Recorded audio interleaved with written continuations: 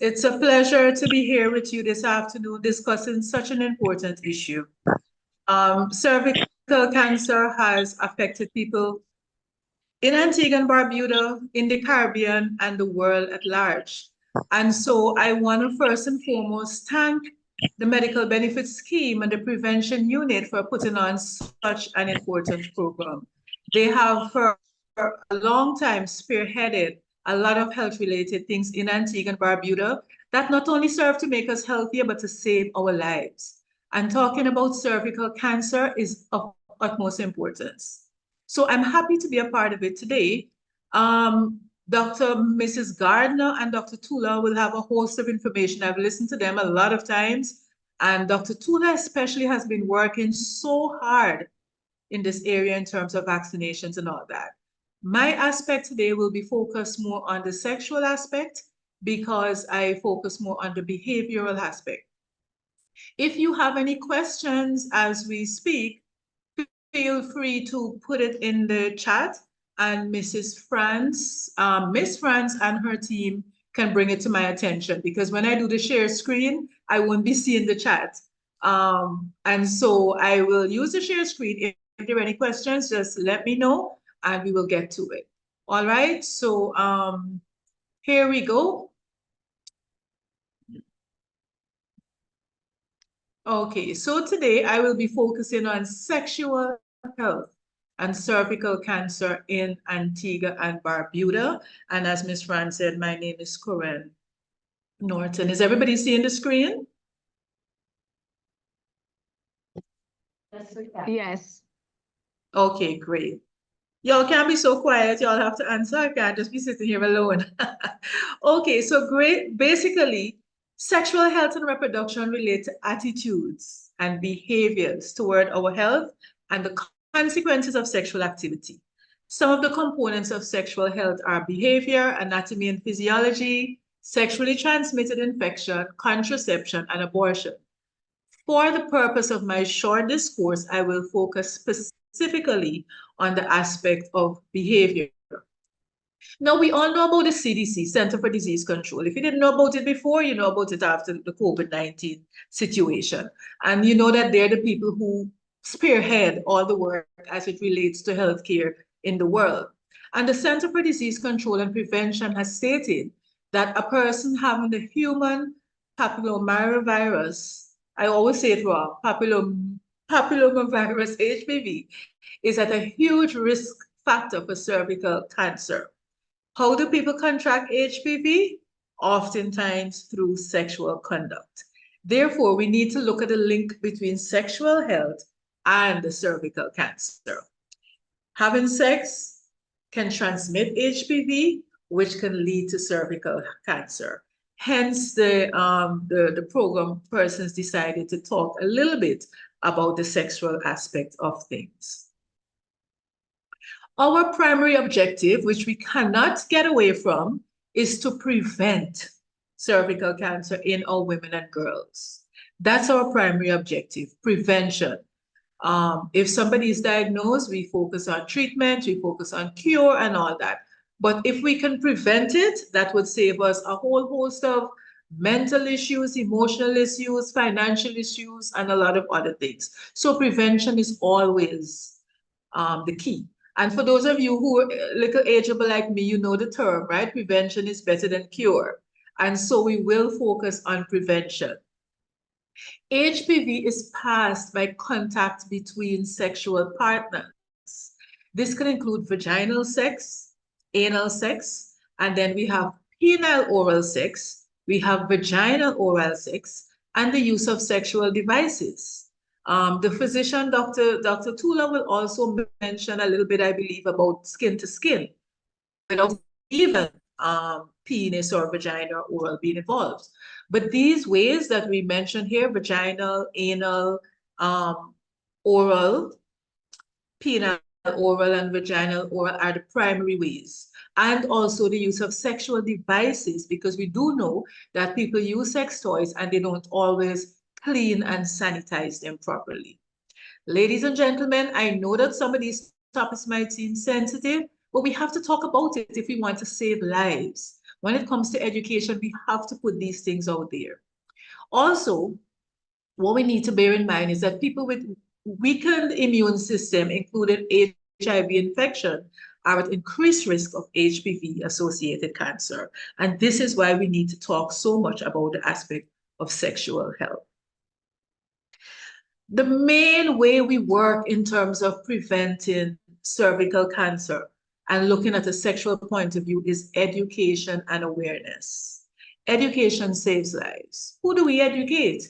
Every single man, woman, boy, and girl in Antigua and Barbuda should be educated on the importance of sexual health as it plays into preventing cervical cancer. Now, first and foremost, we need to ensure that we educate people as early as possible. Again, Antigua and Barbuda is a Christian society, and some people don't like to talk about sex. But if you've been listening to the news, if you've been following current events, but studies done by UNICEF, you know that our children are sexually active as early as 9 years old. So if our children are sexually active at 9 and 10, I'm not saying we want it. Of course we don't want that, because the age of consent is really 16. And even 16 is basically young.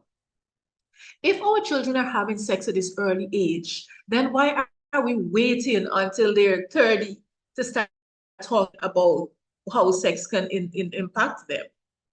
Clearly, we need to start having the discourse earlier, because our children have exposure to the internet. They talk to other children who are sexually active, and they know what's going on. A lot of the times, we're very oblivious to the amount of knowledge our children and teenagers are being exposed to. So we need to educate them as early as possible about how sexual behavior can contribute to cervical cancer. So for those of you who are parents and you have teenagers and you haven't had the conversation, you all know what you're going home to do tonight, right? Okay, then. If you know you can't manage it because it's too sensitive for you and your parents never call the body parts and you don't want to say penis, then talk to the school, get a nurse, get a counselor, somebody who will give your child the correct information. I would like for you all to be able to do it, but just in the event you can't, get somebody who can, because our children need to know. We need to ensure our communication is on different educational levels, because people obviously have different levels of literacy. Okay, so I know sometimes we can print some pamphlets and pretty brochures and we put them in the clinics, especially the clinics that deal with persons, mothers coming in to have their children. I know the HIV and AIDS movement focused a lot on mother-to-child transmission. So we had a lot of nice pamphlets for people coming to the clinics on how to prevent cervical cancer and sexual health. However, we need to understand that Antigua is a culture where people speak different languages. Not everybody has the same literacy level. And so we need to take the various levels of education into play when we're doing this sexual health discussion. So yes, we can have the written material, but sometimes consider this in the clinics when persons are sitting. Even in the banks, when you're standing in a long line, you see sometimes the TV up with football. Maybe we can even use those videos, right? We can put things on YouTube. Not everybody wants to read. Some people like video, some people like hearing things. And so we need to consider the different levels of education when we're creating this awareness material. Another thing is, when we talk about sex and we talk about diseases that can be contracted during sex, oftentimes we focus on the woman, because we said, okay, cervical cancer affects women. You know that men can pass it. If a man goes to one woman and she has the HPV virus or something, and then he goes to another woman. So therefore, our education should not only be focused on women. We need to speak with our youth who are sexually active, and we need to speak with our men. Men also have a role to play. And so we need to ensure that our education is broad-based. The other thing is that we need to encourage open conversations in our communities to reduce stigma.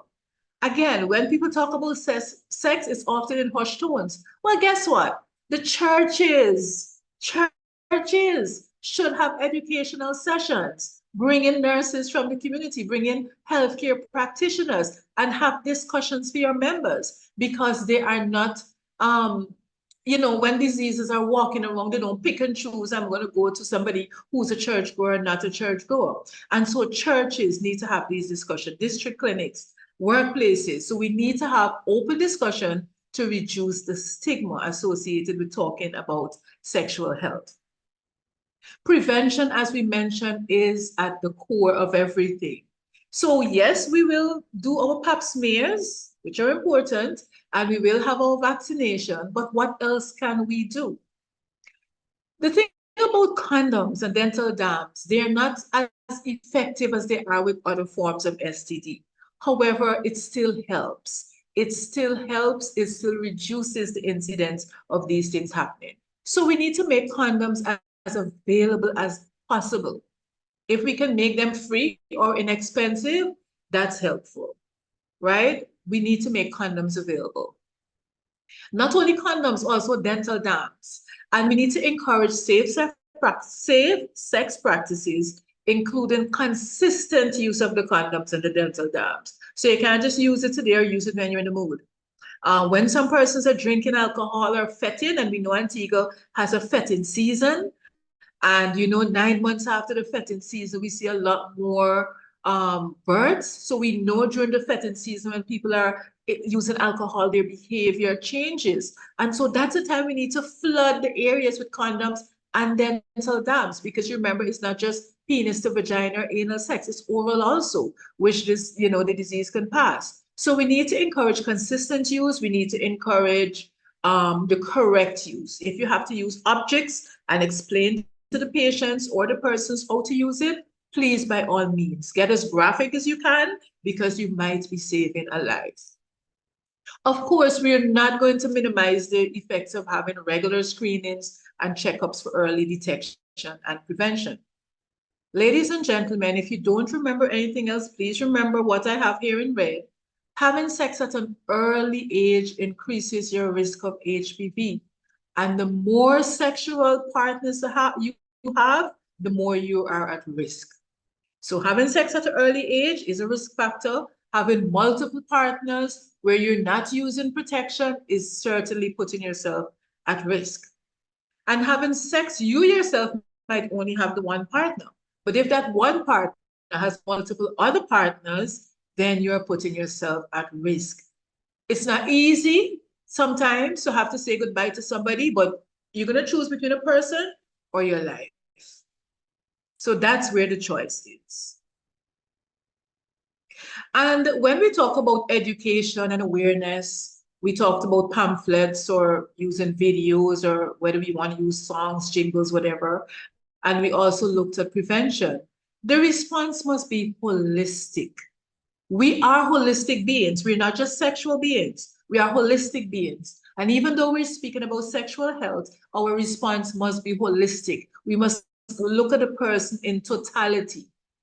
What are the psychosocial factors? We must look at the psychosocial factors when we're designing awareness or prevention programs.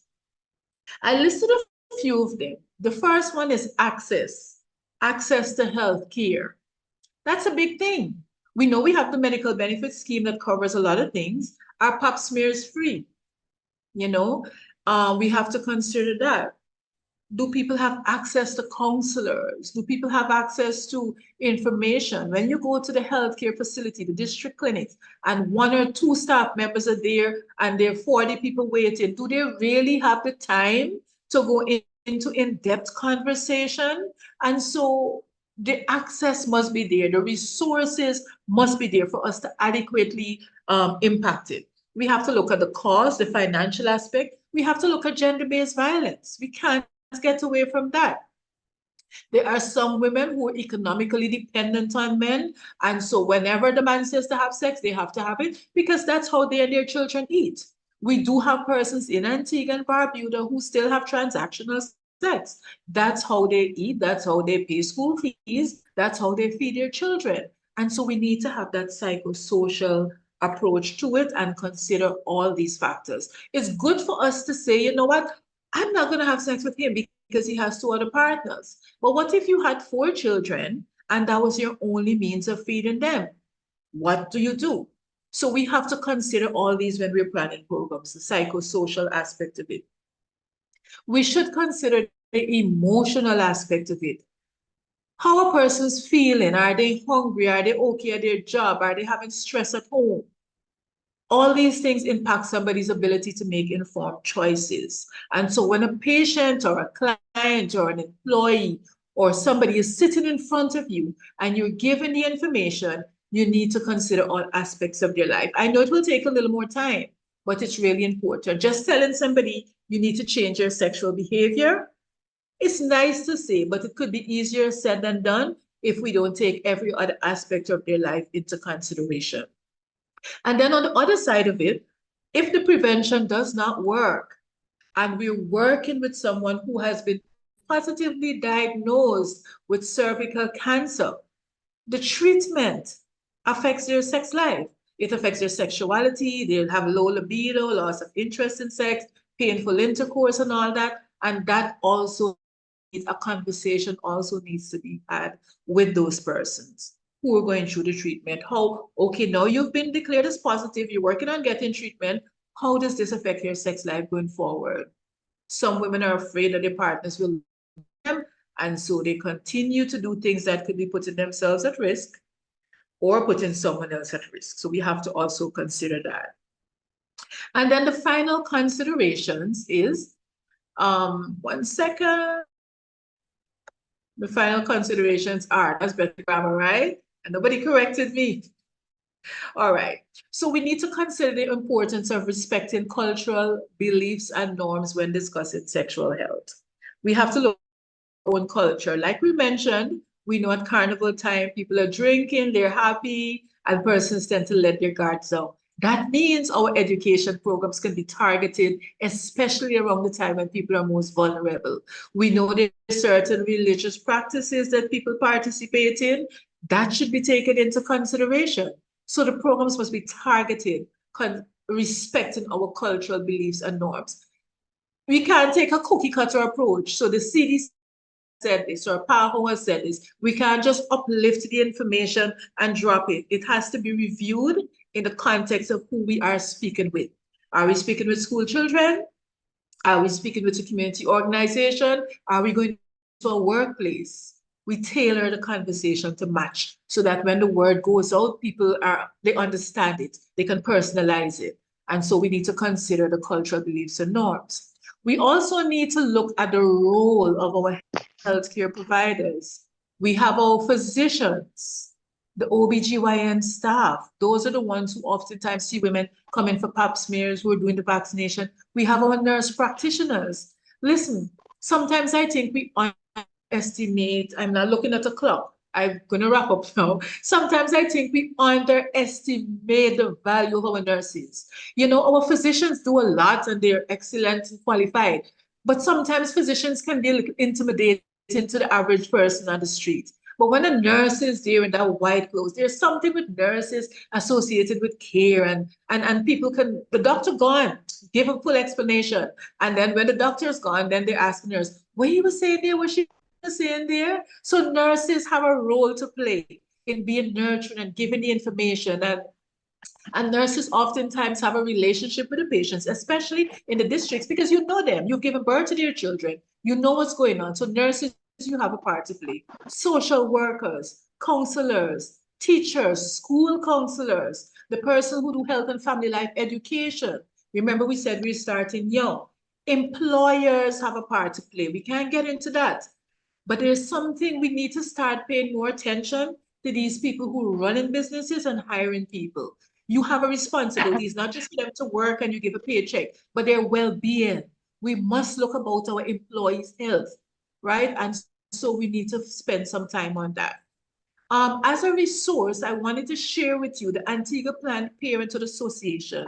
They have been providing low-cost condoms, pap smears, and other things that we need, education.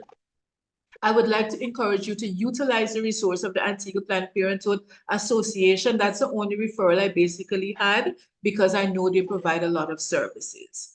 And so I want to encourage each and every one of us, for your own self, if you're female, if you're male, consider how you can manage your sexual life to prevent it, how you can help your partner, how you can educate your children, your employees, your churches. Work on it. Let's make Antigua cervical cancer free. And the final thing I wanted to say, I wanted to say a hearty thank you to all the nurses, doctors, medical benefits scheme, and every other individual who has done their part to ensure that cervical cancer is eradicated in Antigua and Barbuda. So thank you very much for your time. If you have any. Okay. A pleasant good afternoon to everyone. Okay, my topic I will be covering will be nutrition and cervical cancer. What's the connection? What's the connection? Very important topics. So a base overview, cervical cancer is found in the cervix, which is the narrow lower part of the uterus, where it connects to the upper end of the vagina. Okay, so we know that's the location of it. And let's look at the cancer. Basically what it is, it's a long-lasting infection with certain types of human papilloma virus, or which we commonly refer to as the HPV virus. And this is mainly cause of the cervical cancer. There are other causes, but basically it's the HPV. And I think Dr. Tulloch will go more in depth with that. Now, going wrong way. Okay, epidemiological studies suggest that dietary factors may influence risk for cervical cancer. And that's where we will look at the nutrition aspect, the connection between the nutrition and cervical cancer. How does it affect? Now, diet and nutrition affects on the cervical cancer. How can I benefit? How can nutrition help? Okay, so nutrition helps, oh boy, I'm not getting, the body fight HPV. So good nutrition will help to fight the HPV, that's the virus. We know, okay, done, great. Okay, so we know that if our cells are in a healthy condition, a strong condition, then it's more difficult for an infection to affect us negatively. So good nutrition will help to put that body cells in what we call tip-top shape so that we will be less likely to get sick. The next one. Okay, good nutrition also prevents the HPV infection from transforming cervical cancer into that cancerous lesions. All right, so with healthy cells, we are seeing the benefits. Diets with preventative effects against gynecological cancer seems to be one, antioxidant, anti-mutagenic, and also anti-inflammatory. So those are the areas whereby the diet has direct impact on the HPV cells, all right? How does the anti-inflammatory or anti-mutagenic, how do they really impact the cancer? Now, the nutritionist is basically because they suppress. So when you have this good nutrition, it attributes to the suppression of certain macronutrients. And those macronutrients are basically the carotenoids, our vitamin A, our vitamin E, and so forth.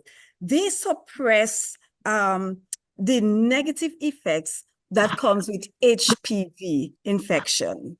All right. So when we have those,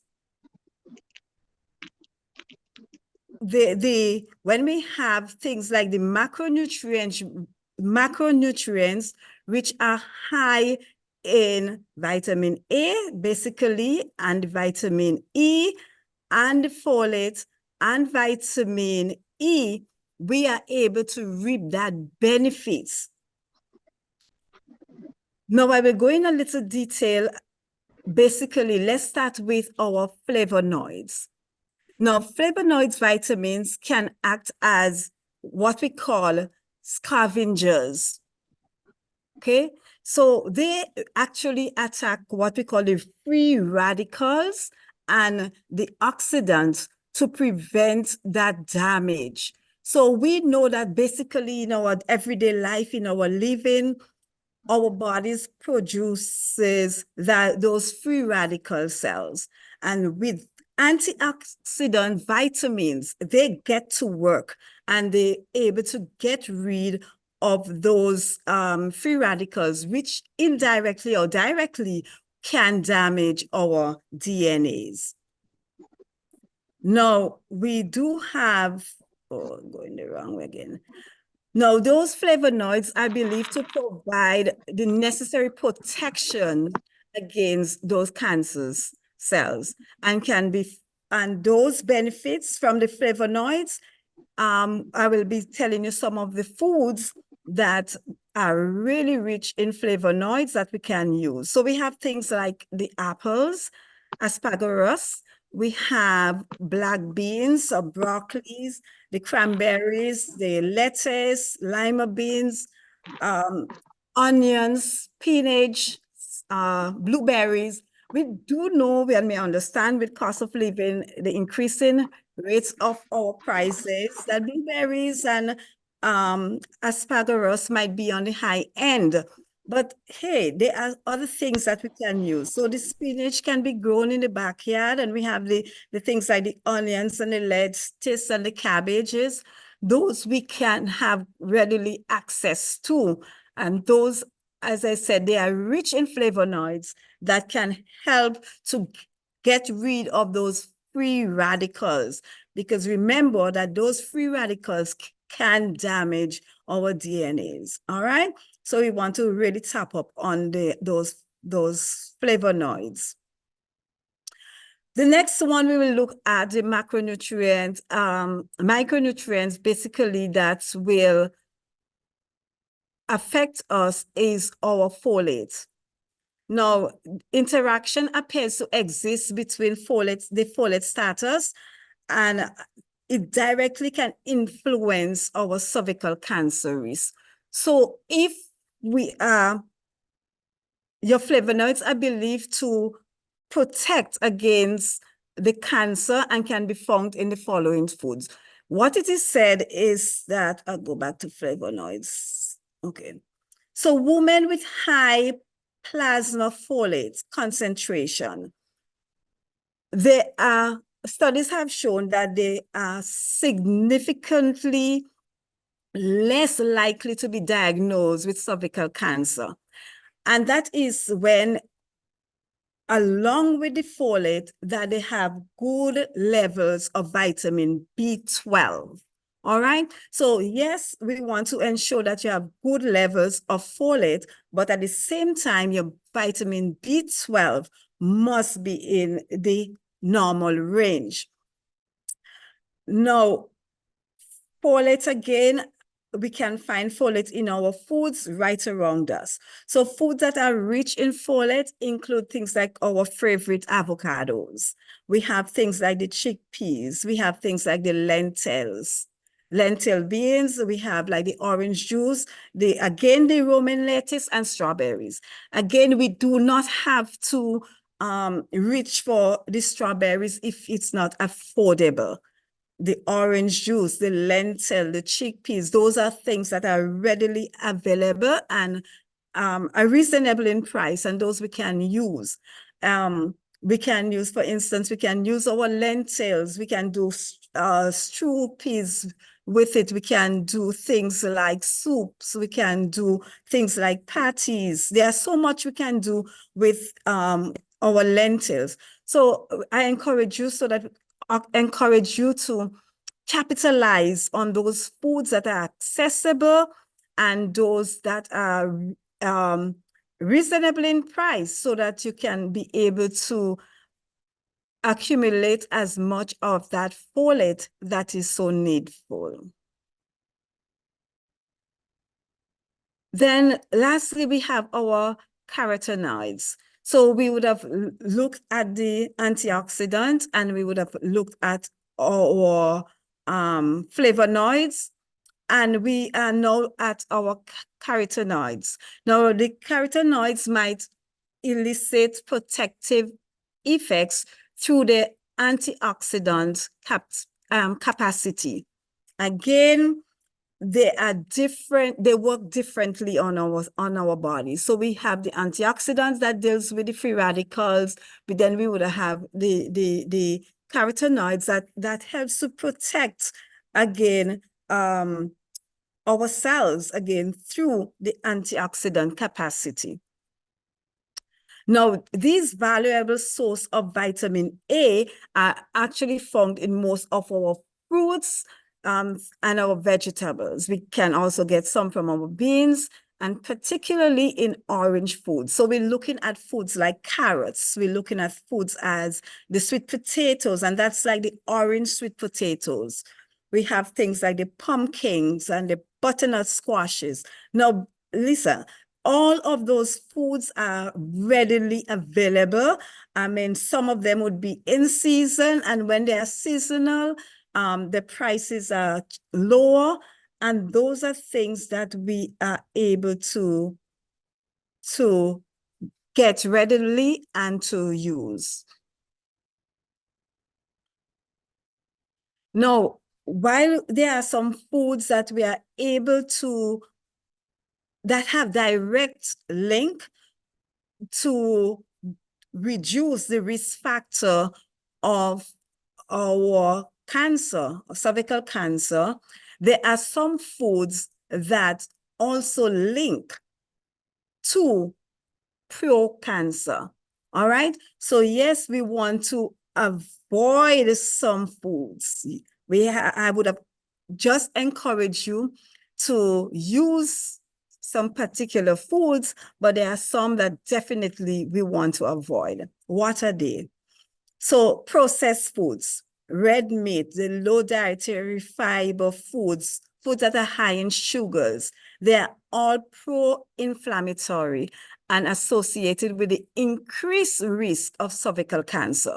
So yes, we're talking about our red meats. If you have to use red meat, ensure that they are small portion. Remember, you want to use the lean portion of the meat.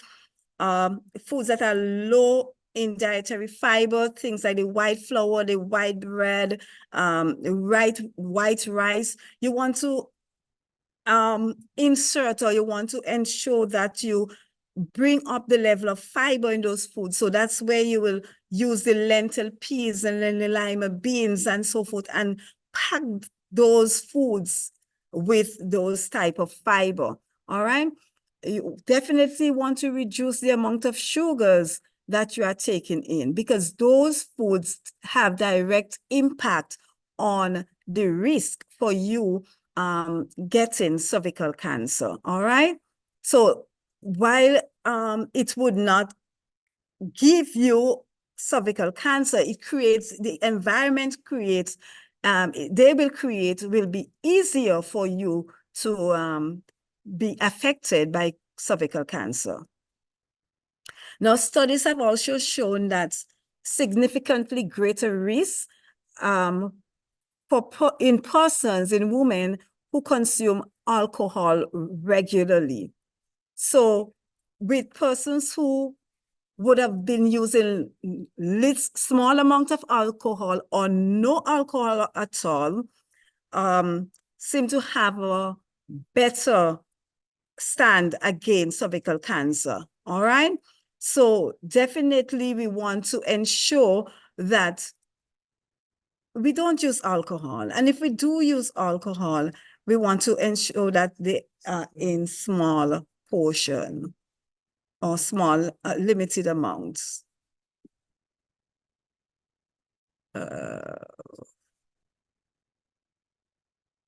Okay, so let's look quickly at some challenges during treatment. So with diet challenges, so cancer itself may cause diarrhea, constipation, vomiting, or nausea.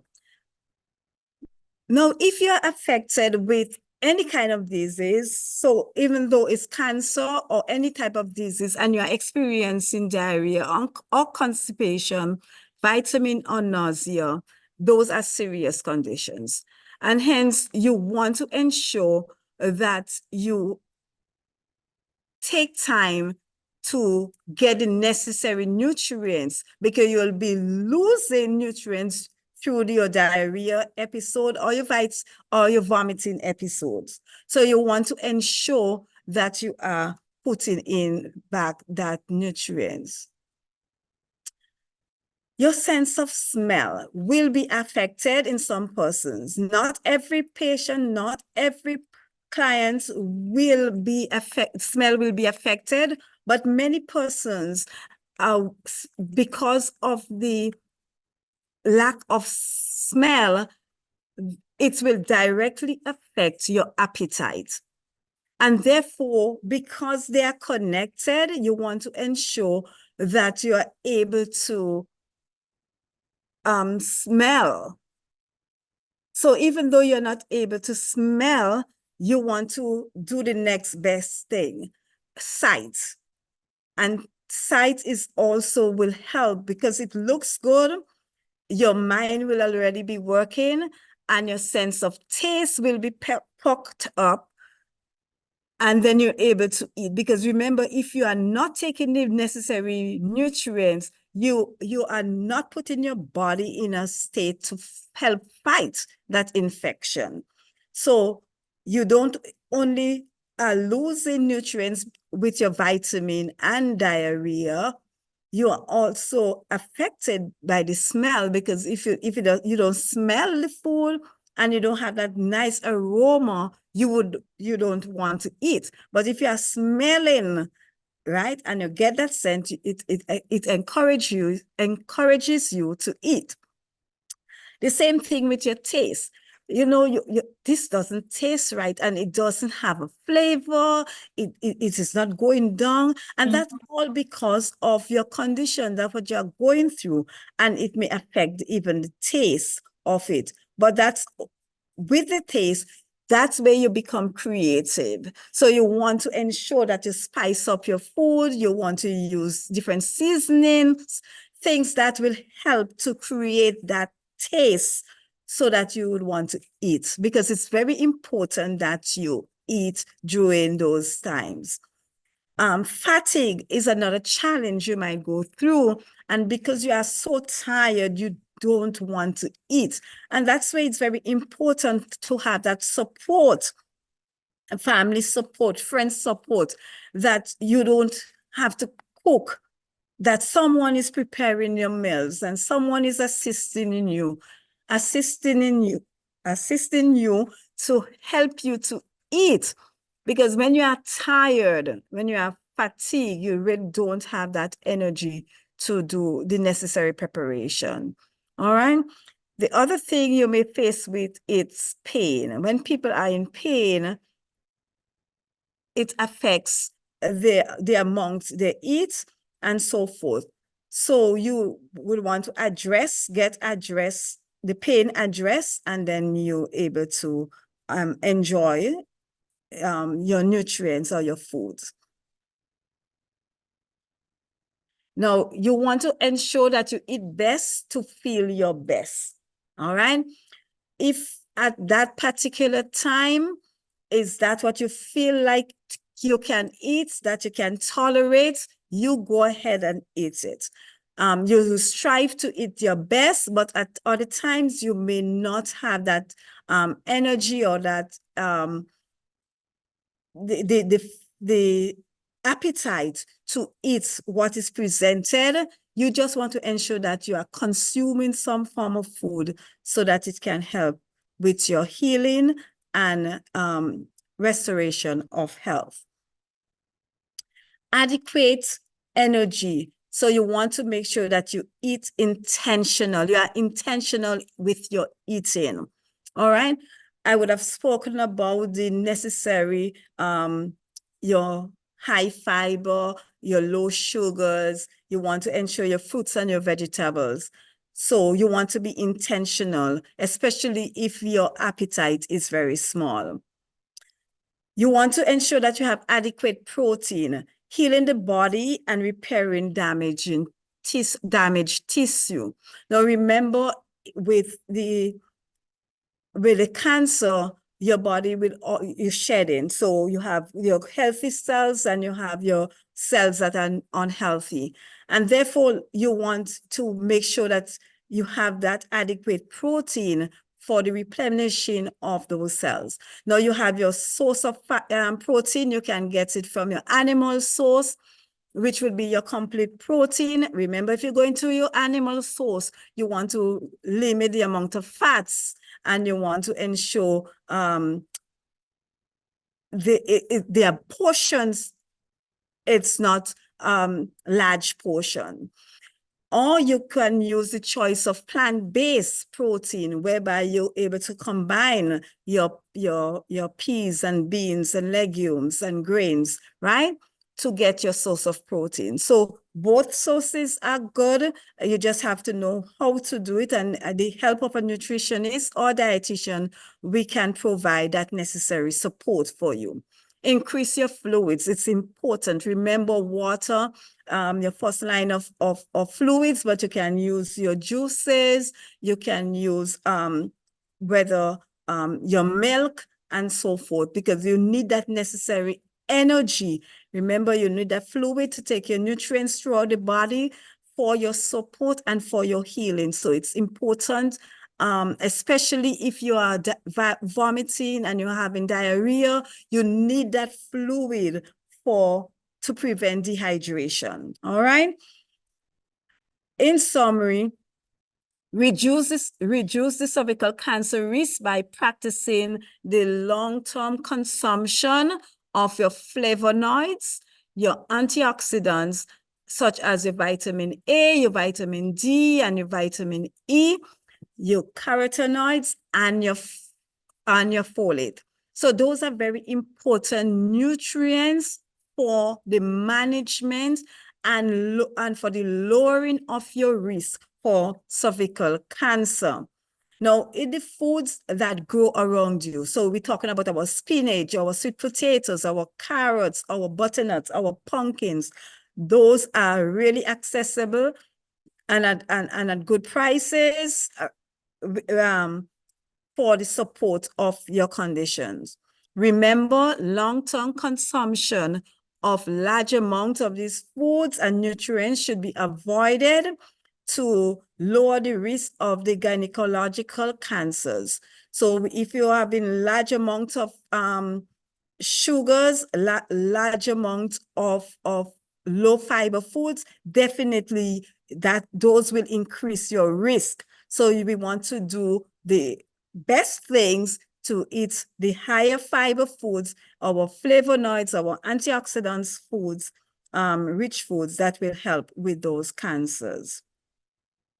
Now, remember, no single one food can provide all the nutrients you need. So you need that variety of foods, and ensure foods are safe. Experience with your spices and your seasonings to see what will be appealing to you even at that time when you have to eat, and look for the best foods to help you fight your uphill battle. Thank you, and we wish you all the best as we go through this period of our lives. Okay. So again, good evening, everyone. And it's always a pleasure to present alongside Ms. Norton and Mrs. Gardner. I learned a lot from Mrs. Gardner. I'm going to change my diet. Thank you. You know, there's so much that goes into cervical cancer. It's not just about the condition itself, but it's how it affects every area of our lives and how we can make decisions that can protect us from having to deal with cervical cancer. And even if we do get diagnosed with it, how we can effectively manage it. So we'll be speaking today about Antigua and Barbuda charting the road to cervical cancer. 3 goals, 1 mission. 3 goals being vaccination, screening, and treatment. I will go over a little bit what cervical cancer is, what the statistics look like both internationally and here in Antigua and Barbuda. And then we look at the targets that we're trying to reach for elimination, and then look at the different areas as it pertains here in Antigua and Barbuda and what we're doing to actually achieve elimination. So I know we have a mixed audience, so we're going to try and just break down what cervical cancer is. So the cervix is the neck of the womb.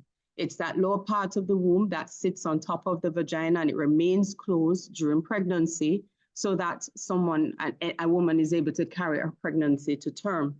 And then, of course, the body being the wonderful body that it is, that cervix dilates or opens up and allows women to give birth at the end of the pregnancy period. The cervix also protects the upper part of the genital tract, that part that you cannot see, right, from infection. So a healthy cervix actually does protect the upper genital tract. And you can see from this diagram here that a healthy cervix, so we look at when we look from below, it looks almost like a donut with, a glazed donut.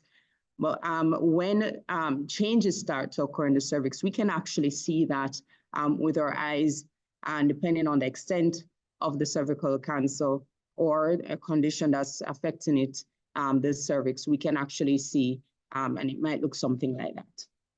Now, what causes cervical cancer? Well, we've been speaking about this for a few years, and this is a word that may not roll off your tongue, but HPV might stick, right? The human papillomavirus. And it is, while it's a common infection that we'll all be exposed to essentially at some point in our lives, it is not just being exposed to HPV that causes cervical cancer. It is the persistence of the infection. So the reality is most of us will get it, most of us will clear it. But for this percentage of persons that do not clear it, that's where the risk occurs, in addition to the other factors that come into play, like the type of HPV.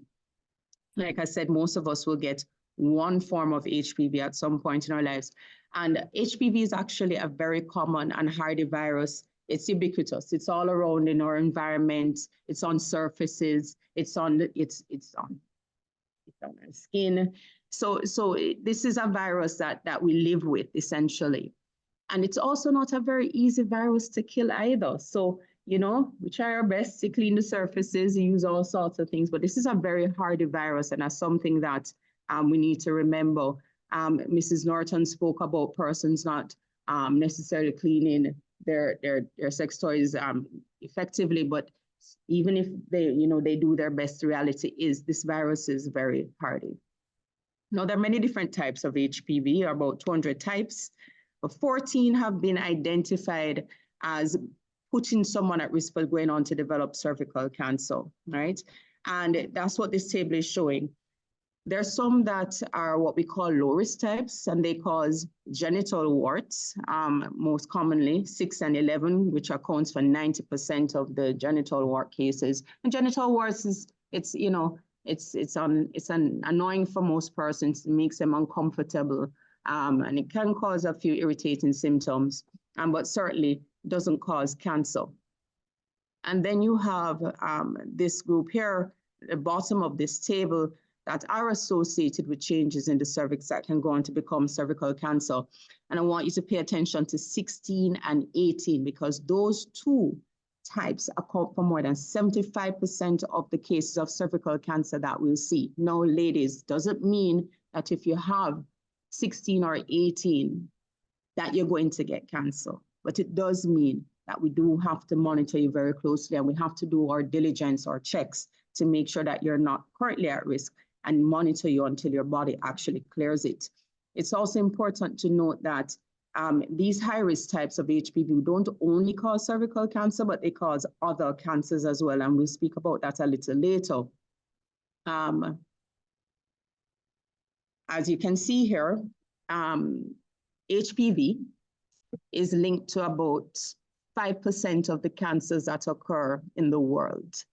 And you'll see vaginal, penile, anal, vulva, and head and neck cancers. But the ones that you're going to hear about most, that are most topical is cervical cancer and head and neck cancers, because the other cancers are just not as common, right? And as you can see, when it comes to cervical cancer, HPV accounts for 99% of the cases that we see. Now, most persons, like we said, are going to get HPV. But when you get exposed to HPV, what does it do? Well, sometimes it just stays there. It stays there. It's like sitting on a beach, not doing anything, having, just chilling, as I'd say. But sometimes the longer that HPV stays, the more comfortable it gets. It wants to put on roots. So it clears the land. It starts to, build a foundation. But that's when it starts to cause changes in the cervix, right? And that's what we're talking about here, right? So you go from having a normal cervix with normal cells, and then the HPV starts to transform those cells, right? And the more changes that occur is the more we start talking about lesions, pre-cancer lesions. So we're not talking about cancer yet, right? No. When someone gets HPV, you don't just go from having HPV to cancer overnight. This is a process that takes, in someone with a good immune system, can take up to 15 years. So most persons will get it, and perhaps in the first year or two, their bodies are going to clear it. You'll never know that they had it, right? If we look at the cells on the cervix for someone who has just been exposed, we may see some changes, but those changes, the body will probably clear those changes as the body gets rid of HPV. Bear in mind, I know I probably haven't said this yet, there is no treatment for the human papillomavirus. There is no treatment. That's actually not very uncommon when it comes to viruses. But what we can do is monitor persons while their body is clearing it. And we can actually treat the changes that the HPV can cause. And that's what we'll talk about as we go on. So as the HPV causes the changes, the first thing we see are mild changes, what we call CIN1, right?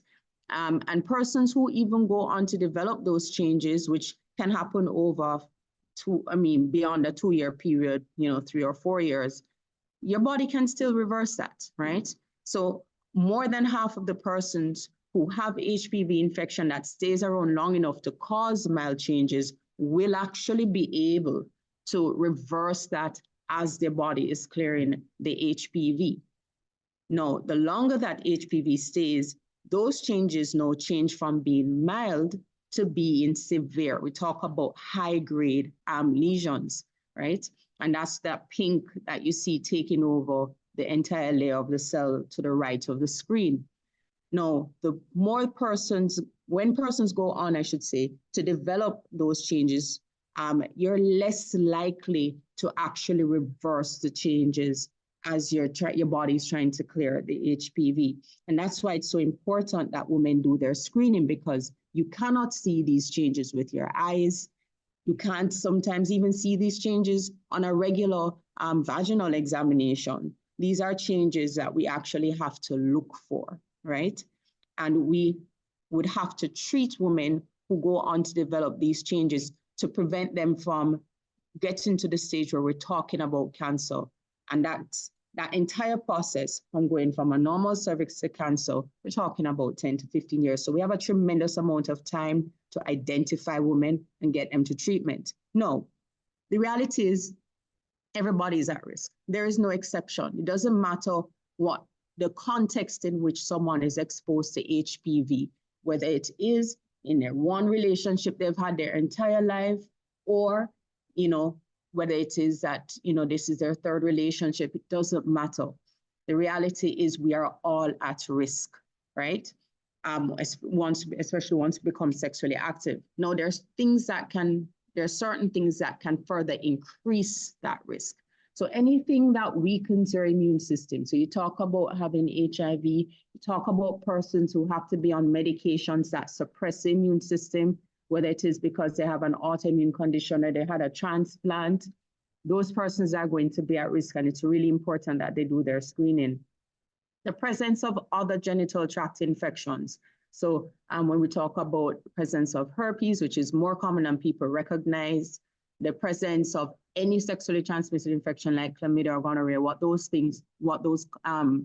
infections do is that they compromise the integrity of the cervix and make it more susceptible to the human papilloma virus. Think of them as being friends. The other thing that increases the risk is either having more than one partner, and it does not mean that you have more than one partner at one time. It could be over the course of your life.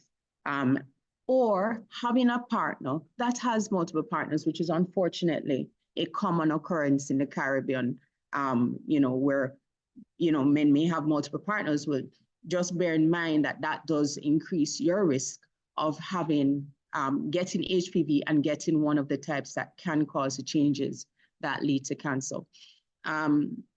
Smoking. So smoking is associated with almost any cancer you can think about. Why? Because it affects your bodies, where it increases the susceptibility to going on to develop cancer. Starting to have sex early in life, or as I said earlier, having multiple partners does increase the risk. And so this is an opportunity for us to have conversations with our children. I like to say conversation to leave it alone, right? This is when they're getting messages from the TV and a commercial and the music and everything is telling them that, sex is not anything that they have to worry about, and it encourages that kind of behavior. It's an opportunity for us to put it in perspective for our children and say, this is a reason why you need to leave it alone, okay? Having multiple full-term pregnancies. So women who have 3 or more children, they've actually found that there is an increased risk of going on to develop cervical cancer. They don't completely understand the mechanism that results in this increased risk. It may be changes that happen in the immune system throughout pregnancy. It may be related to the hormonal changes. It may be an association with an increased exposure to HPV, but they have found that multiple full-term pregnancies increases someone's risk of going on to develop cervical cancer. Being on oral contraceptives for long periods of time, so we're talking 5 years or more, has also been found to have a increased risk. Now, again, a mechanism not completely understood, but may be related to some of the effects of the hormones. And also, it's important for us to bear in mind that it may not be the contraceptives itself alone, but the fact that maybe persons who are on the contraceptives may be they may not be using other forms of protection like condoms, which would have decreased the risk. So it may be multifactorial. And of course, not using condoms at all increases someone's risk. Condoms do not give you 100% protection, but it can offer some protection. Now, when we talk about cervical cancer, statistically, it is the fourth most common cancer being diagnosed in women across the world. Even though of all the cancers you see on this screen, cervical cancer is the one cancer that can actually be prevented. And when we look at the distribution or how common cervical cancer is across the world, you see the areas that are in brightest blue, which are our developing or low to middle income countries, are the countries that are most affected by cervical cancer. And those are the same areas where women are also dying from cervical cancer the most. In the Caribbean, cancer in general is the second leading cause of death. And when it comes to women in the Caribbean, cervical cancer accounts for 18% of the cases, deaths from cancer. superseded only by breast cancer. When we look at the mortality of cervical cancer in Antigua and Barbuda and compare ourselves to the rest of the Caribbean, you can see here from 2019 statistics that we're at the high end of the range, right? So we're ahead of everybody in the Eastern Caribbean, and we are right behind some of our bigger islands that have high mortality rates. So we definitely have to turn this around. If we look at our statistics locally, cervical cancer has consistently been one of the top 5 leading cancers that are being diagnosed and also causing death amongst our women. I've shown this slide before many, many times. So when you look at the gynae cancers that are being referred to our oncology unit at the Sir Leicester Byrd between 2016 and 2020, cervical cancer was actually the most common cancer, even though, again, it is the one cancer that we can actually prevent. Most of the women that are presenting are actually late stage. So they're beyond the point where we can do surgery to try and achieve a cure. And most of them are going to require chemotherapy and radiation to achieve that cure. Nonetheless, we must commend the services that we have here in Antigua and Barbuda, because we are still offering treatment to most of our women that are presenting with cervical cancer. What is worrying, however, is an almost doubling in the number of cases that we're seeing being referred to the oncology department between 2016 and 2023. Now, 10 cases may not seem a lot. And remember that this is not necessarily representing all the cases in Antigua and Barbuda, but most of the cases. But for our population size, 10 cases per year is a lot. And again, it's showing that we're either doubling or tripling the number of cases that we had in 2016. Now, we have to think about the impact of these diagnoses on persons as well as the system.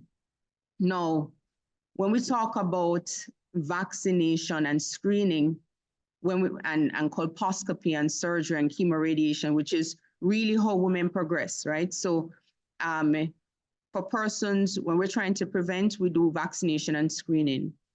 For persons who may have those changes in the cervix we spoke about, we have to go on to do colposcopy, where we take a closer look at the cervix, and we probably have to biopsy.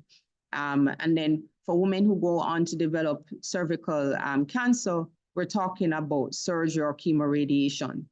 Now, the cost of care is significant to individuals who have to access that care, right? And so when you look at the difference in cost, when we talk about prevention, which is vaccination and screening, compared to the cost of having to deal with the diagnosis, it certainly behooves us to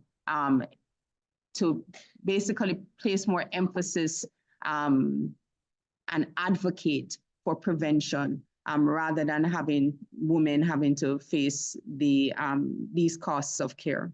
If we get our vaccination right, we're going to have less women going on to have to require colposcopy and biopsy, because the body will do a better job of clearing HPV when they're exposed. If we get the screening right, then we'll pick up women before they develop cervical cancer, and then we're going to have less women requiring surgery, chemotherapy, or radiation. The impact that people don't speak about enough, and Mrs. Norton spoke about it earlier, is the impact to the rest of the individual, not just the physical diagnosis of cervical cancer. It is the impact to the individual, it is the impact to their children and their families and their workplaces. And we're not talking about women in their 70s. A lot of the women that we see are women in their 30s and their 40s. These women are at the prime of their lives and they're the heads of their households. So we see loss of income, we see economic hardship for the families, we see families being displaced and separation. And a lot of times, because of how women feel when they're going through the, especially the diagnosis of cervical cancer, and their partners don't necessarily understand what's going on, sometimes you have loss of the relationship, and it can be a very lonely journey for the women that are diagnosed with cervical cancer. So the WHO has embarked on a cervical cancer elimination initiative. And they've actually described a very beautiful life course approach to preventing cervical cancer. So the pink that you see here, which is primary prevention, that's vaccination. And what we want to do is vaccinate our boys and girls long before they get exposed to HPV later in their lives, right? That's when vaccination is most effective. We also want to educate them to refrain from sex at that stage. Ms. Norton spoke about the statistics coming out of the Caribbean. That it may not be every child that's engaging in sex early. It's an opportunity for you to have that discussion with our kids. For those who are engaging, it's an opportunity for us to show them why it's not a good idea. We're not just talking about sex, we're also talking about other behavior patterns like smoking, which a lot of our young people are doing, which also increases their risk of not just cervical cancer, but other cancers. So we want to vaccinate. And as they get older, we talk about screening. We know most of them are going to get exposed to HPV. So actually we find, in their 20s, right? So we actually see the peak in the HPV infection in persons in their late teens and 20s. But as we said earlier, most persons are actually going to clear it. But if you're approaching your 30s and you're one of those persons who haven't yet cleared that HPV, or you're being exposed to HPV at that point when your body is not as good as at clearing it, then your risk of going on to have those changes that we spoke about increase. And so it becomes important for us to now focus on screening in that age group. And that's why we talk about HPV testing in women 30 and above. And we talk about pap smears in our women who are 25 and above. And then, of course, for the women who we may not have captured, who probably didn't get a chance to screen, got caught up with the household responsibilities, taking care of the family, didn't get to do those checks that they needed to do, or had some other circumstance and unfortunately go on to develop cervical cancer. We talk about treatment. Now, the slogan that you'll hear a lot is "No woman left behind." And if we're going to ensure that no woman is left behind, it's important that every woman knows about cervical cancer. Every woman knows what she needs to do to protect herself. And every woman knows and understands what their risks are. It's also important that every woman is empowered. Every woman is empowered to seek care for their daughters and for themselves, and that every woman and girl actually has the opportunity to access care, right? So we're talking about, Ms. Norton again spoke about workplaces prioritizing their employees, making sure that there are opportunities for them to go and get care during the week and do the checks that they need to get, encouraging them to go and get their medicals done. It's husbands and boyfriends saying to their wives and their girlfriends, their mothers, their sisters, hey, have you done that check yet? It's parents deciding, hey, I'm going to protect my children. I'm going to make sure they're vaccinated so they don't have to deal with this later on in life. So that's what this is going to entail. Now, what's awareness like in Antigua and Barbuda? And there's actually a study that I had the honor of doing with Dr. Hanover and Dr. Edmund Mansour, AUA. And it was an observational cross-sectional study where we interviewed almost 500 women between the ages of 18 to 65.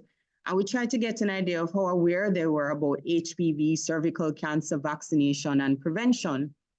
And we actually found that most persons knew about HPV. Most persons knew that HPV caused cervical cancer, that it was sexually transmitted, that it affected men and women, and that HPV vaccine could actually protect persons against prolonged HPV infection. The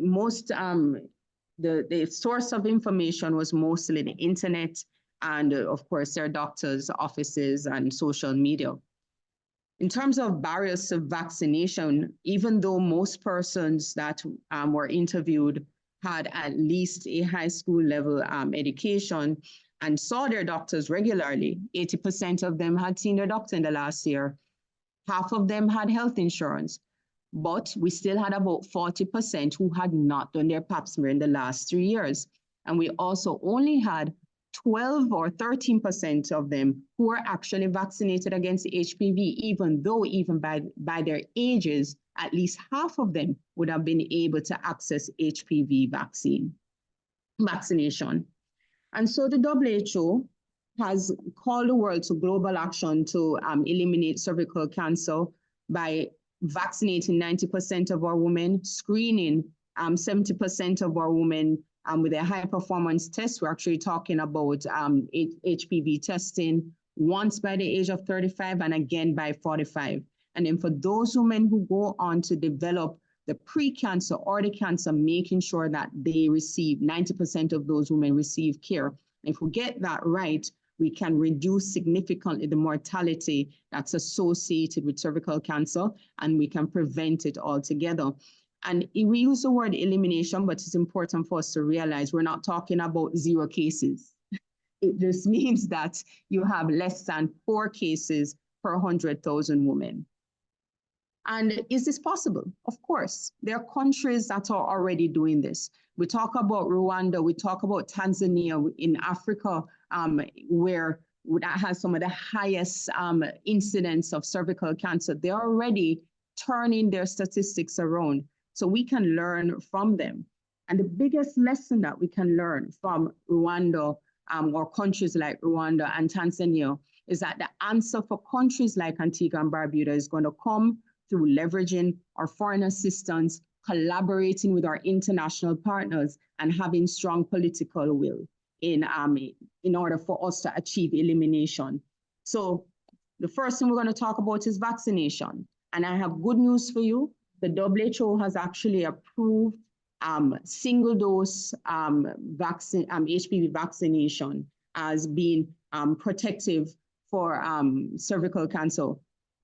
Prior to this point, we were, depending on your age, you'd have gotten 2 or 3 doses, but no, for the 9 to 14 age group, they can get 1 dose and be protected according to the WHO, right? Now we have different vaccines available here in Antigua. We have 2.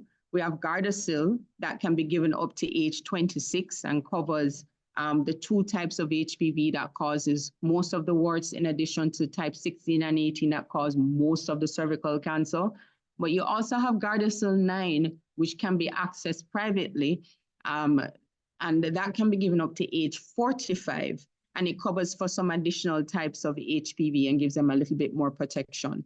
It's important for us to note, though, that persons say, well, boy, I prefer Gardasil 9. But if you can't afford the Gardasil 9, which can be somewhere around 500 EC per injection, right? And some persons are going to require 2. If you can't, get the Gardasil that's available. Why? Because the vaccine is most effective when you are prior to exposure, right? So if that's what's available, then that's what you get. And that will offer you significant protection in the future. Now, just wanted to show you how the vaccines work. So this graph, you've seen a lot of lines, you see a lot of different colored lines. Well, the colored unbroken lines represent our immune systems, right? And for the graph on the left shows what happens when we get exposed to HPV. So this dotted line shows you the actual HPV, right? And then all these colored lines are different arms in your immune system that get activated to deal with the infection. Now, if the HPV, instead of your body clearing it, it hangs around and it continues to increase its viral load, unfortunately for persons who are not vaccinated, your immune system doesn't increase as well for some persons. And that's how you have persistent infection, and the HPV is allowed to thrive, and it can cause the changes. The graph to the right shows you what happens in someone who has the vaccine on board. So the different lines of defense in the immune system stay high from the point of getting the vaccine, and it stays high. So the dotted line, which represents the HPV, doesn't even get a chance to establish itself, right? And so your body gets rid of the HPV when it's exposed to it, and it doesn't get to cause the changes.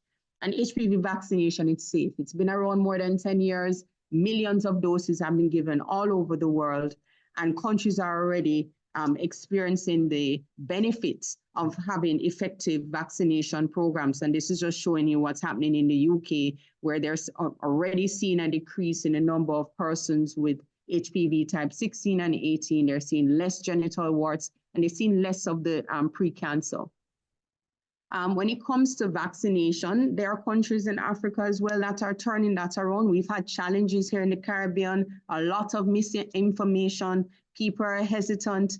Well, Tanzania, a country, again, embattled with cervical cancer, turned that around so much so that they're surpassed the US coverage for HPV vaccine. So can it be done in Antigua and Barbuda? Yes, it can, right? And so we introduced HPV vaccination in 2018. It's free. It's available in all the clinics.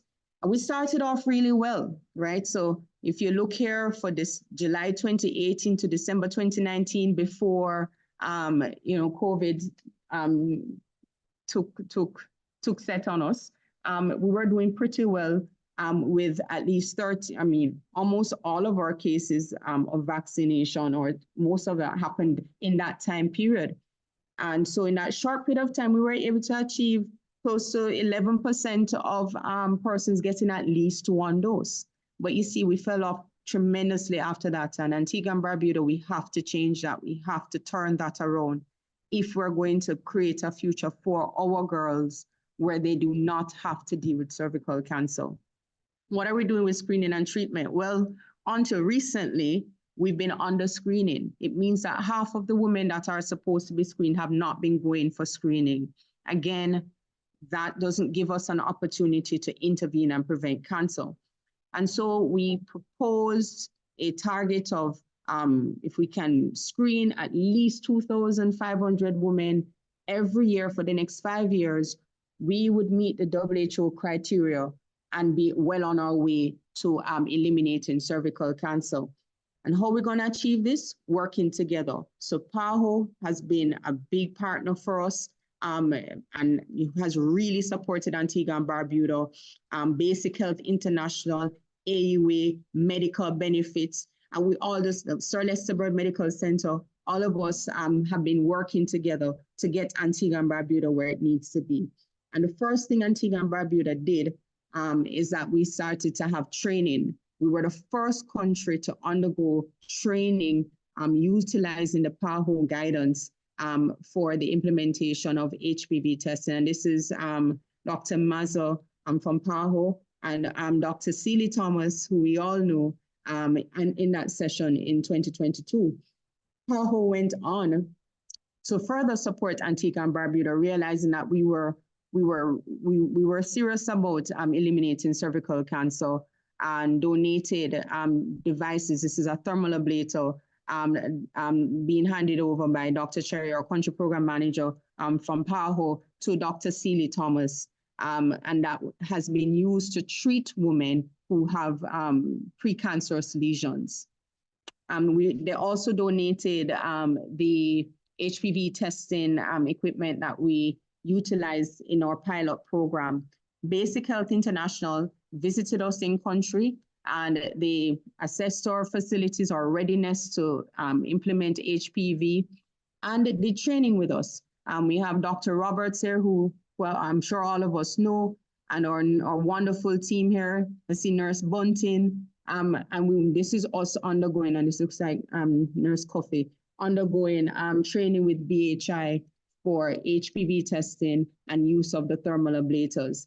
And then we had our launch for the HPV testing in September 2022, shortly before we began our HPV testing in our clinics. And this is the entire team and our Minister of Health, Honorable Malwin Joseph here, and Dr. Terran Joseph, as well as our BHI and PAHO teams.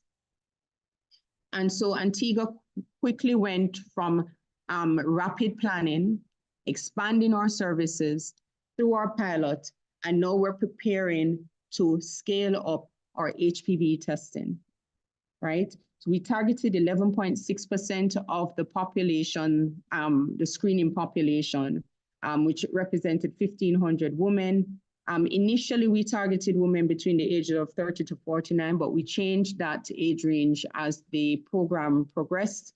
And we did it through these 5 clinics. Women who are ages 30 to 59 went to, had their HPV testing. Those who needed a pap smear after had that. And of course, everybody else had a regular pap smear and HPV testing as necessary. Essentially, women who were positive for the 16 or 18 or 45, remember we said that those types are offer, well, those 16 and 18 cause most of our types of cervical or cases of cervical cancer. So we pay special attention to anybody who is positive for those types. Those women go straight to colposcopy so we can take a closer look and see if anything is happening. For women who are positive for the other high-risk types, we use a pap smear to decide if they really need to be subjected to colposcopy. And this is what we did for, I mean, we did not ignore or we didn't exclude our women who were still having their pap smears done. We made sure that there were channels for them to get the care that they needed as well.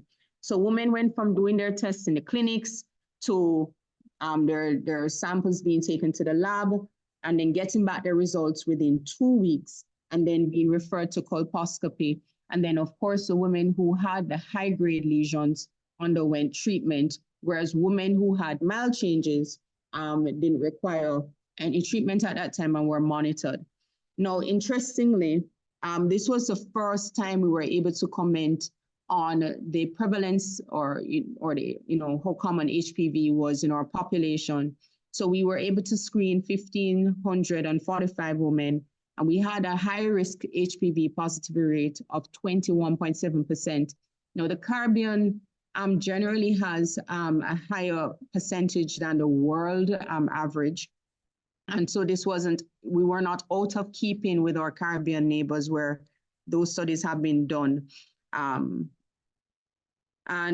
we found that for all the women that had to undergo colposcopy, where we had to take a closer look at the cervix, half of them almost required a treatment for high-grade lesions. So these are women who would have had precancerous changes if left, and if those changes were left alone, those are the women who would have been at greatest risk for going on to develop cervical cancer. We were actually able to detect 4 cases of cancer. So these are not cases of cancer that you would have seen obviously with your eyes. We had to go, it was in the testing and the process that we detected that these women had cancer. Thankfully, these were mostly early stages of cancer. And instead of chemotherapy and radiation, most of them were actually able to undergo surgery for treatment of their cancer. So we're already seeing the benefit of having a good screening program. Now, this is what was happening prior to us introducing HPV testing. So women were having their pap smears done, being referred to colposcopy. And when we did the colposcopy, well, we picked up a lot of people who are negative, right? Which is not what you want. You don't want women going to have colposcopy who don't really need colposcopy. You want to try and identify women who are unlikely to have those changes and focus on the ones who really need your attention, which is this block here on the right, which is in red, which are the women who go on or who are identified as having high-grade lesions. Those are the women that you want to identify at colposcopy. And we found that in switching to HPV testing, not only are we able to test a larger number of women in a shorter period of time, but we are doing a better job of choosing the right women who needed to go on to colposcopy. So we have a lot less people who are negative. Only 2% of the women that we did colposcopy on were negative. Most of the women had would have had a lesion, albeit that half of those lesions were mild changes, which, as I said before, your body will mostly clear as time goes on. Half of those women required treatment, and that's the point of colposcopy, and that is the benefit of having a screening test that is as effective as HPV testing, right? And then good news as well is that most of our women actually followed through and followed up. And I'd like to take this opportunity to say, if there's any woman out there who underwent any part of the process, didn't follow up, we're still here. We're encouraging them to come to us, get in touch with us. We're at the hospital. We're also located at Villa, and let's make sure that you're being covered, right? Now, I'm going to just skip that slide and move on. So this is basically what we're anticipating, having done the pilot, that we are going to have an increased number of women being referred to colposcopy because we're doing a better job at screening. We get better at screening, we're going to do a better job of identifying women who need our attention. And so the hospital, the Sir Lester Bird Medical Center, the ONG department, we are preparing ourselves to be able to take care of the ladies that need us. We did identify some challenges in our pilot that we did need to start addressing as we prepare to introduce the HPV testing full scale, and these are just some of those areas. And when we talk about things like policy and protocol and guidance, as well as identifying the right population, making sure that what we're offering is high quality, so quality assurance. So again, PAHO came in and Professor Piccone worked with us in the lab to make sure that persons doing HPV testing were trained and also went on to the quality assurance programs.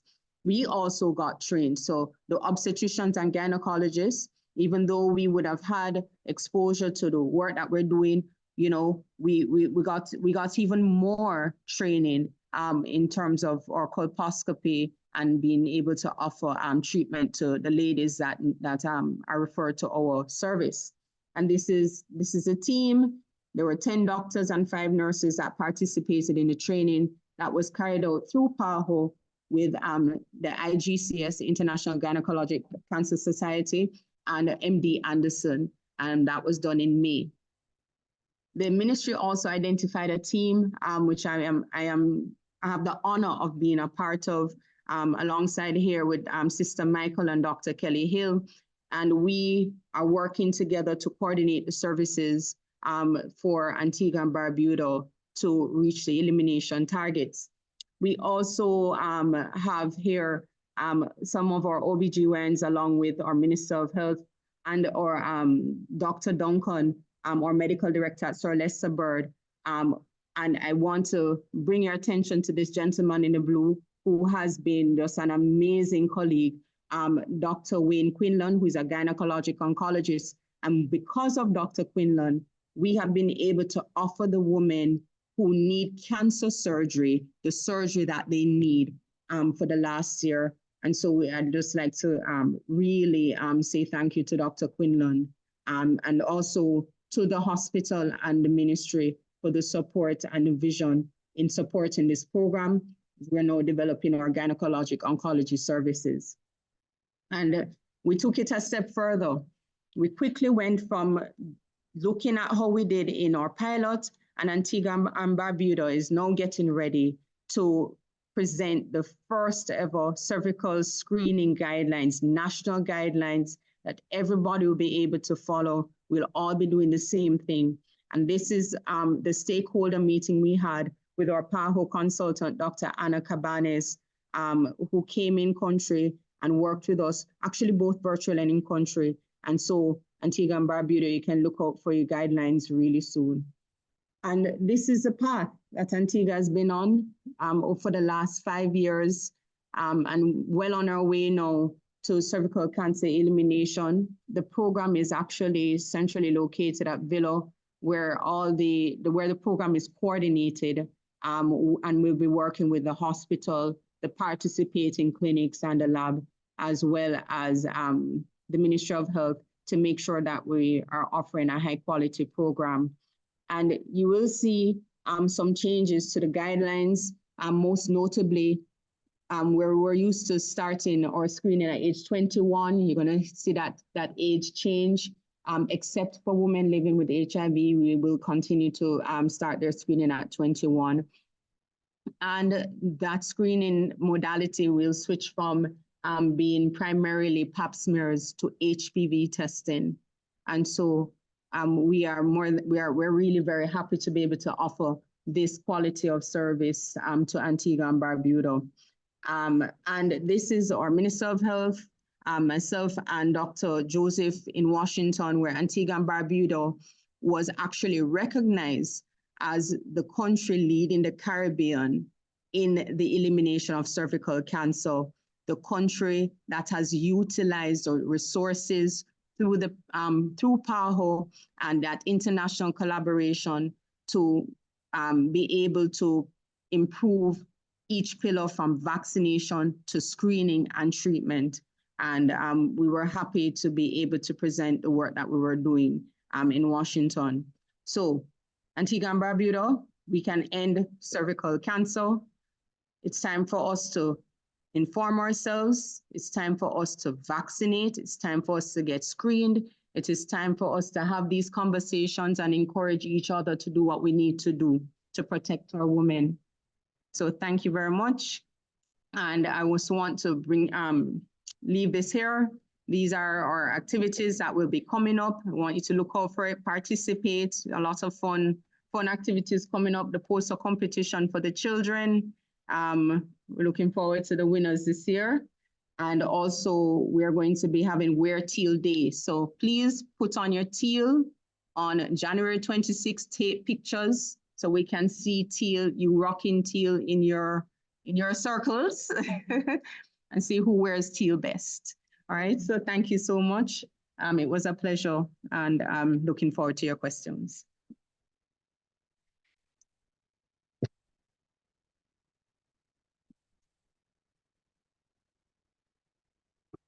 Well, thank you, Dr. Tulloch, for sharing with us what a healthy cervix looks like, the causes of cervical cancer, the different types of cervical cancer, what are the risk factors, and also statistics in the Caribbean and in Antigua and Barbuda. We applaud you and your team for the pilot project conducted last year to help women in Antigua and Barbuda. And we also look forward to seeing the new guidelines as well. Are there any questions for Dr. Tulloch or Mrs. Gardner or Ms. Norton? You can put them in the chat section now, and we'll forward the questions to who they should be directed to.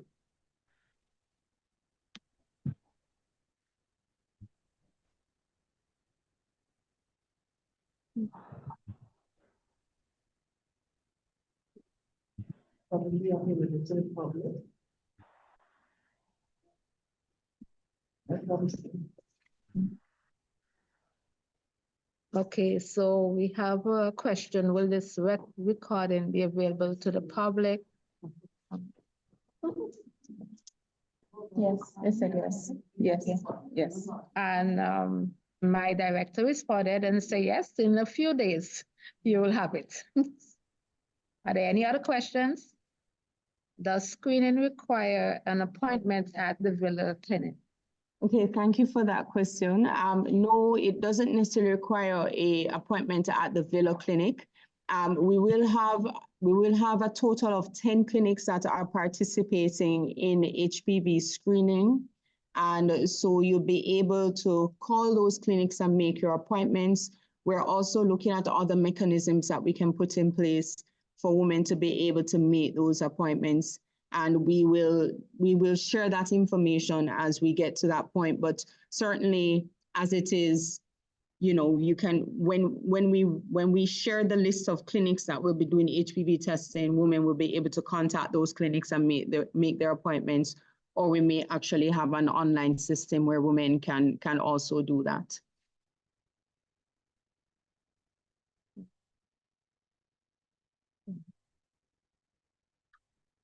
Okay, so another question is, where can I get the vaccine for up to 45?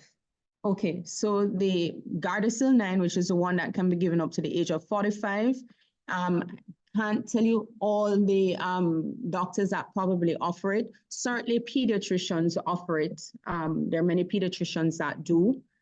So children can get the Gardasil 9. For adults, you can just ask your primary care physician or your gynecologist if they're able to access it for you. A question for you, Mrs. Gardner. Would an anemic person be at risk? You mentioned you referred to B12 and folate.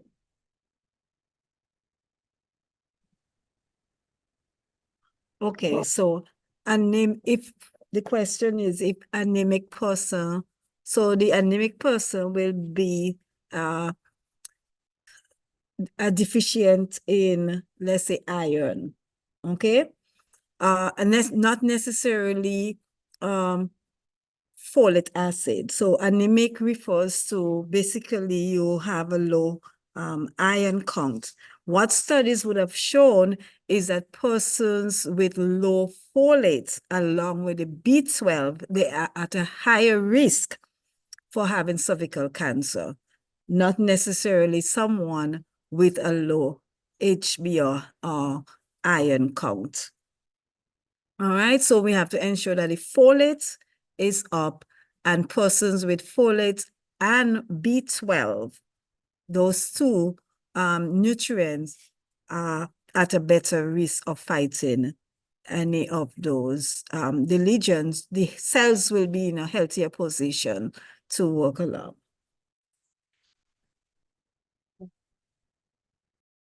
I hope that would have answered your question. So question now, there are two questions for Dr. Tulloch. Does a young lady have to be sexually active to get cervical cancer? Right, I like that question because a lot of times you see a woman, you see a lady come and she says, and you say, well, have you done your pap smear? She says, no, I'm not doing that anymore, and it really doesn't have anything to do with whether you're sexually active right now. That whether you could have had sex only one time in your life, you're at risk. HPV can live in your body for up to even 2 decades. And so once you have ever been sexually active, then yes, you are at risk, right? And therefore you can go on to get cervical cancer if you're not doing the other things that you need to do. You're not doing your screening, you're not doing your regular checkups. And of course, vaccination would help to even lower that risk further. So yes, even if you're not currently sexually active, you can get cervical cancer. So I hope I've answered that question for you. For persons, the other question that we get is, if I've never had sex, then can I? And the reality is that while the risk is lower in someone who has never had sex, there is a small percentage of cervical cancers, very, very small. So this is actually a rare entity that is not necessarily related to HPV, right? That's the first thing to bear in mind. The other thing is that while persons may say they're not sexually active, they may engage in other activities that still expose them to HPV. And therefore, doing the screening is still important because there may still be a risk. So again, remember, it's everything put together. It's a vaccination, it's a screening. It's also going to your doctor regularly and also seeking medical attention if you start to notice symptoms that are unusual. Things like heavy bleeding, things like heavy periods, bleeding in between your periods, bleeding after sex, having a discharge that's not going away. Those things that women try to deal with on their own commonly before they seek medical attention. If you're having those symptoms, see your doctor so that your doctor has an opportunity to pick up changes before you're going to develop anything like cervical cancer. And the next question, in the early detection phase whereby treatment is required, can an individual choose surgery, TAH instead? So the person wrote TAH must be a medical person. Ladies and gentlemen, TAH is hysterectomy, right?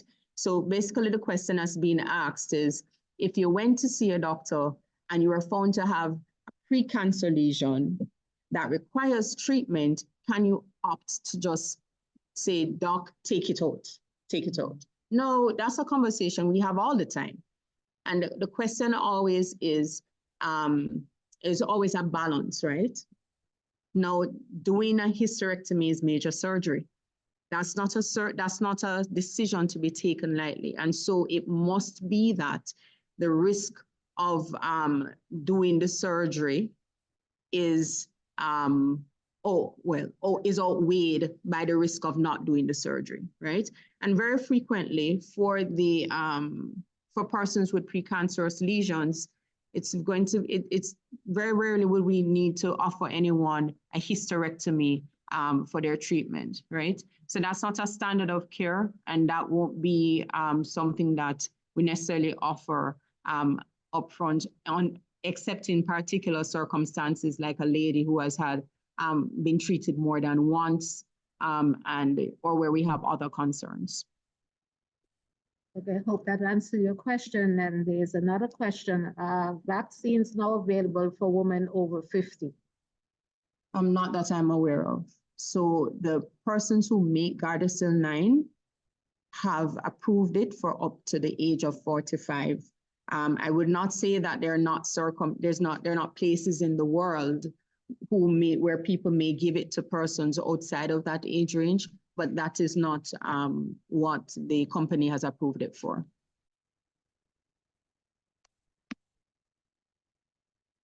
Yeah, are there any more questions before we wrap up? Okay, I see another one. What is the first symptom of HPV in young ladies at home? I love that question so much.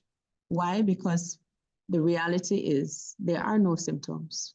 You would never know that you have HPV unless you're doing your HPV testing. You will also not know that you have those changes, the precancer changes, unless you're doing your checks, right?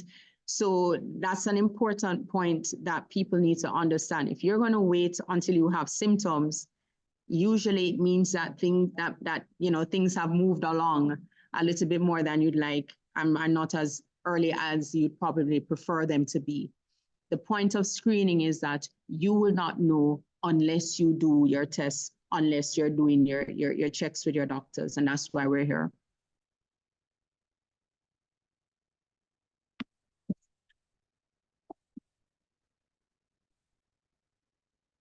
Okay, so if you take Gardasil 9 before 45, does it protect you for life or until 45? Okay, so if you take Gardasil 9, and I'll say this for, so certainly once you have, all right, so let me back up. If you get the vaccine after you become sexually active, right? And if you get the vaccine at an older age outside of that 9 to 14 age group, it's going to be less effective. That's why the focus is not on vaccination in that age group. We focus mainly on vaccination in both boys and girls, by the way, in the ages 9 to 14, because that's when it's most effective. Having said that, if you do get the vaccine, yes, at this point in time, none of the studies are showing a need for a booster for HPV vaccines, right? So once you get it, that's it for life, as the data shows now. Okay. I know a question was where would you be able to access the presentation? It will be placed on YouTube in a few days. Are there any other questions before we wrap up?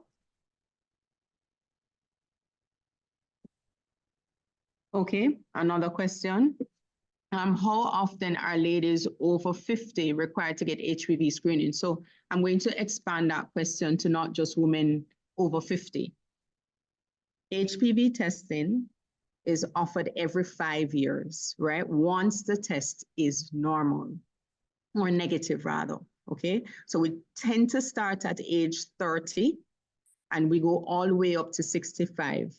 Women are able to stop screening, whether they were using HPV testing or pap smears. They can generally stop at 65 once their last 3 tests were normal and they were doing their checks their screening regularly. If they weren't properly screening, meaning that they skipped 10 years, right? Or any of the tests came back abnormal, then they may have to continue screening a bit beyond the age 65 mark, right? But HPV testing is done every 5 years, usually starting at age 30.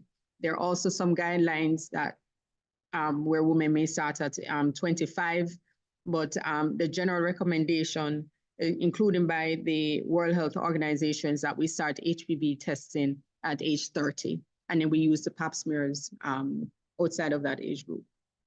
I mean, in the younger age group, the 25 to 29.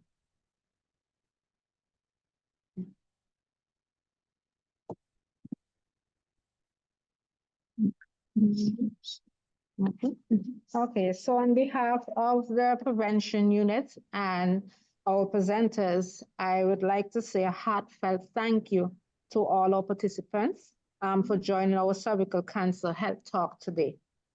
We look forward to sharing more health talks with you throughout the year. And also remember that education is wealth. It will help you in terms of prevention. And if it is that you're suffering from anything, it also helps you to manage as well. I see one more question before I close off, so I'm going to allow it. Do the screening continue after vaccine? Yes. So even though you're vaccinated, you have to screen. It is everything together that protects you. It is vaccination with your screening, with your regular checks to your doctor, making sure you're paying attention to symptoms. It is all those things together that protect you from cervical cancer, not just any one of them by themselves. So yes. So thank you once again. Have a good afternoon and get home safe. And we're sure to have more health talks and we look forward for your support.